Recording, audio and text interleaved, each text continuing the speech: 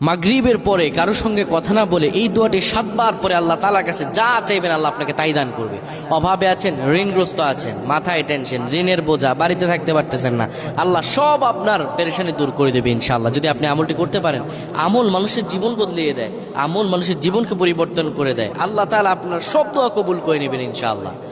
মাগরিব নামাজের পরে কিবলামুখী হয়ে থাকবেন, কারো সঙ্গে কথা বলবেন না, কারো সঙ্গে কথা না বলে কিবলামুখী হয়ে আপনি পড়বেন আল্লাহুম্মা আজিরনা মিনান নার, আল্লাহুম্মা আজিরনা মিনান নার, আল্লাহুম্মা আজিরনা মিনান নার।